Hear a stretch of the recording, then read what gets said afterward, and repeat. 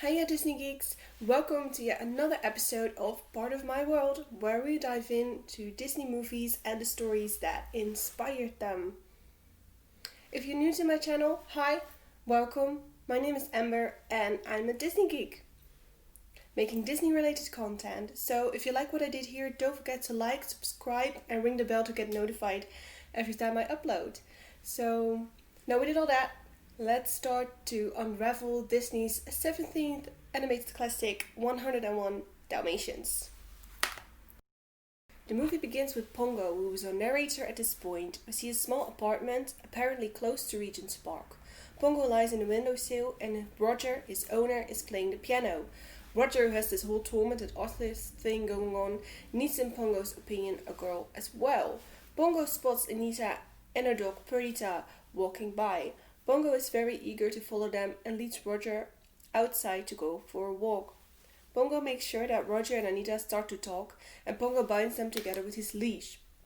They fall in the water and after a lot of awkwardness start to laugh. We fade to another scene and here are Roger and Anita plus Pongo and Perdita getting married. Married life is good for the two of them until Cruella de Vil, an old school friend of Anita, arrives. She makes clear she wants the puppies and says Anita she needs to call when they are born. She leaves and Roger came up in the meantime with his own song about Cruella. When Perdita's 15 puppies are born, Cruella is back and she wants to buy the puppies. Roger stands his ground and refuses her, making an enemy out of her. A later evening, Anita and Roger go for a walk with Pongo and Perdita. Jasper and Horace, the henchmen of Cruella, force their way into the house and steal the puppies. Cruella reads about the dog napping in a newspaper and is overjoyed. Pongo tries to reach out to the different dogs of London to tell them they need to help them find his pups. The message finds a way to Captain, a horse, Colonel, a dog, and Sergeant Tibbs, a cat. Tibbs says he saw something suspicious at the house on the hill and finds the 15 puppies and way more Dalmatian pups in the house. Meanwhile, Pongo and Perdita go to look for the puppies themselves after they got a crucial information. Tibbs frees the dogs out of the house, but not after being chased by Jasper and Horace. Pongo and Perdita arrive in time to help save the pups. The journey home awaits, and now they need to be careful to avoid Jasper, Horace, and Cruella. Pongo wipes out their paw prints, they hide in a stable, and roll themselves in suit to transform into Labradors instead of Dalmatians. They hide in a mover's truck that will take them back to London. Cruella sees them and, enraged, starts the chase. Eventually, Jasper and Horace drive her off the road. Both of the cars are in wrecks, and Cruella is not amused. Christmas time arrived and all of the dogs find their way home. Roger and Anita adopt the 84 other puppies as well. There are a couple of differences between the book and the movie. I will just give a summary of the book so you can easily spot the differences themselves.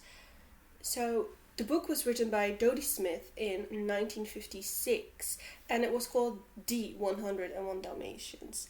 Firstly, it was published in the American magazine called Woman's Day, and there it was called The Great Dog Robbery. Pongo and Mrs. live with a new married couple called Mr. and Mrs. Dearly.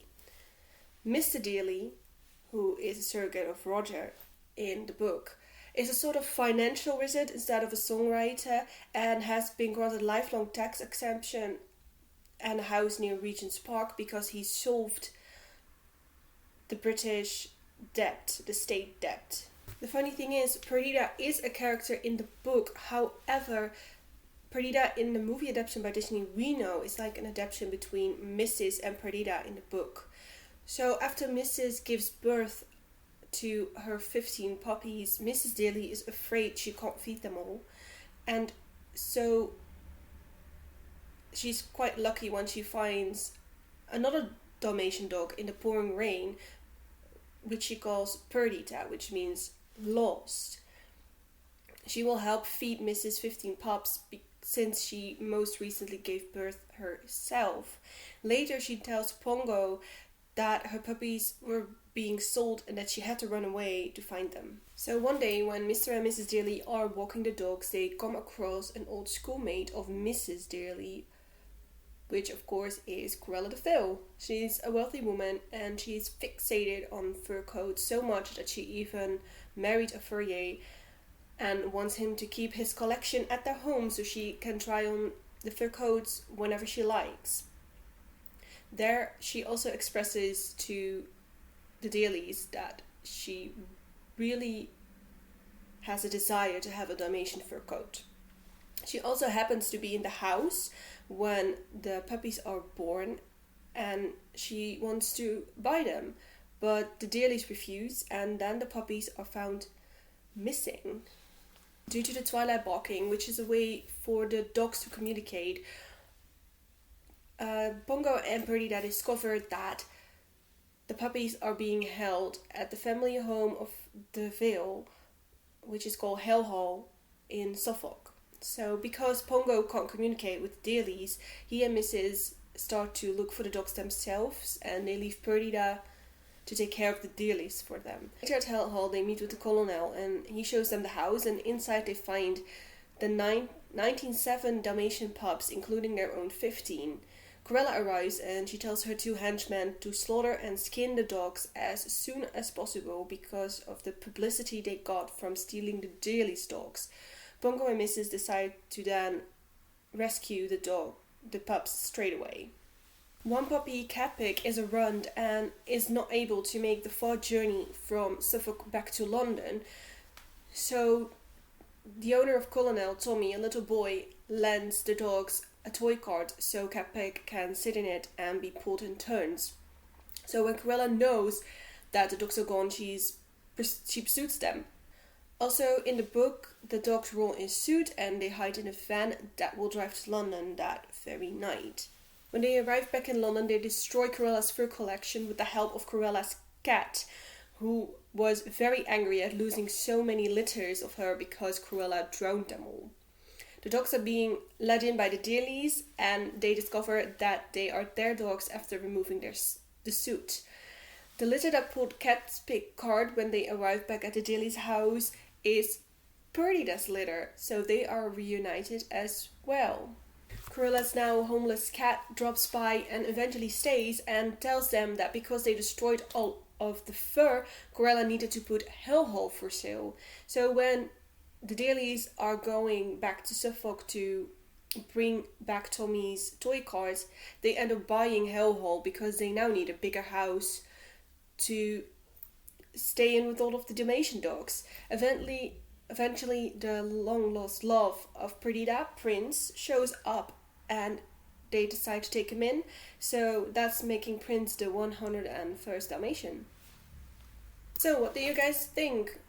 Do you think the book is better or that the Disney movie is better? I'm very curious because Dodie Smith herself wrote to Bill Peet and said that he improved on her book. Dodie Smith herself had a Dalmatian dog, which was called Pongo, and Smith came up with the idea after a friend told her that her dogs would make a lovely fur coat. Bill Peet became like the supervisor of this film because Walt Disney had a lot of other things going on, such as television and the theme parks. Bill Peet was also the one who came up with the entire storyboard of the movie, and if you look at the storyboard and the movie, if you put them next to each other frame by frame, you see that the Disney movie is exactly how Bill Peet envisioned it. 101 Dalmatians was the first contemporary movie Disney made, not being set in like a fairy tale-esque setting, but rather in London of 1961. Disney started a new era of animation with 101 Dalmatians, being that Sleeping Beauty was the last hand-inked and hand-painted movie. Disney animation, as most people know, the animators draw in pencil, and then it went to the inking and painting department. Which meant you took an animator's drawing, put cells over the top of the drawing, clear plastic sheets, and hand traced it with multiple colors. So Aurora in Sleeping Beauty would have this beautiful yellow line around her hair, and she'd have this fleshy line around her face, and her lips would even be a separate ink color. And then it would be turned over and painted, and that becomes the cell that you see on screen. It's very laborious, very time-consuming, and expensive. So Disney Animation desperately needed another hit after Sleeping Beauty because the movie didn't make a lot of money but cost a fortune. So Walt needed to find a way to make animation cheaper. So along came Oop iWorks. He was the man who came up with the idea of this xerography, which made animated films with such much visual complexity possible. It set the visual style of the movie, which is a scratchy, hardline outlook. I let Don Hahn, which is a producer of Disney, explain how the progress works. The Xerox process, pretty simple, operates like your average office copier, except in those days the Xerox machine they used took up 3 rooms. You'd have a lens and an electrostatically charged plate, and the lens would take a picture of the drawing and transfer it to that plate. The plate would get dipped in toner, and then the toner would be transferred to a clear cell. The animators were very happy about the Xerox evolution because for the first time they saw their drawings directly on the screen.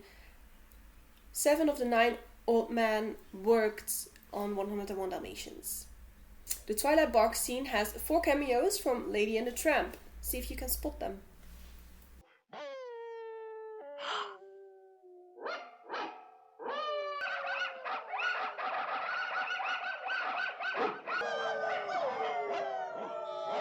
Mark Davis was the designer and animator of Cruella de Vil, and he said in an interview in 1985 that she was a funny villainess, that what she was doing wasn't very nice, but she herself was a very entertaining character. Art director Ken Anderson designed the backgrounds for the movie, and he did it in a certain way so they would fit in with the Xerox animation of the characters. Walt Disney himself didn't like the look of the film though, and he blamed Ken Anderson for that. He forgave Anderson 2 weeks before his passing. Anderson said in an interview, "Walt came to the studio and I said, 'Gee Walt, it's so good to see you.'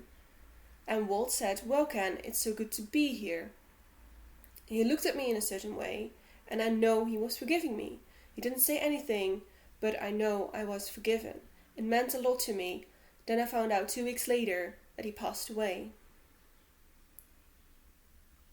Many people felt that Walt was mourning the fact that he had to change his style from the romantic animation to the Xerox animation. So that were the facts about 101 Dalmatians. I found them very interesting because it was the movie that changed animation for Disney completely.